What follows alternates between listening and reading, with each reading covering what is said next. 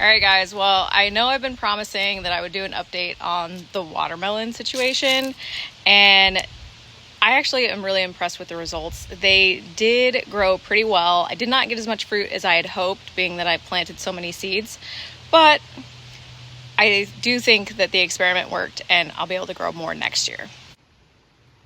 It's been 4 months since we put the seedlings in the ground out here, and basically the seedling was like right there. There was 2 seeds in it that grew out of the same spot. We actually only got one. Hi, Bomber. How are you, girl? We only got one yellow watermelon. It's pretty big. I was trying to milk this out. Today is October 1st, but I was trying to keep them on the vine as long as possible. And this one's not showing signs of being ripe, but probably will have to harvest it soon and bring it inside, because we had our first frost the other day, and it was only on the roofs, so it didn't get all the way down to the ground, but still, it's getting cold here already. So we got one yellow watermelon out of our 2 seedlings, so that's a start. And right here was where we planted. You can see the vines coming out of the ground. They're super thick there. This is where we planted the orange watermelon seedlings. There was 2, one here, one there, and they got pretty big. But I think you're gonna be pretty impressed when you see the melons that they produced. So that's an orange watermelon. It's pretty big. There's another one. Let's see. I can put my hand on it. So it's giant. So it's as big as what you usually buy in the grocery store, or bigger. So, and then there's this one here.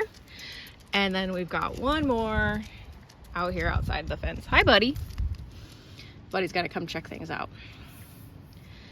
So we got 3 orange watermelons, which I'm pretty excited about. I've never had orange watermelon. You guys should tell me in the comments if you had before, because I have had yellow, and I love yellow, and obviously I've had red, but this is what we got. We got 1 yellow, we got 3 orange, and then over here,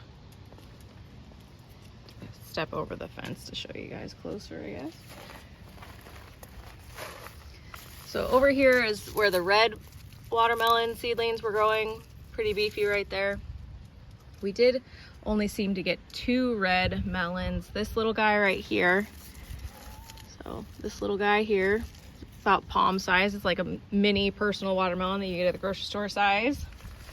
And then back here, we got this guy. Bigger. Pretty. Not quite as big as like a full-size watermelon that you get at the grocery store, but a little bigger than like the mini personal ones.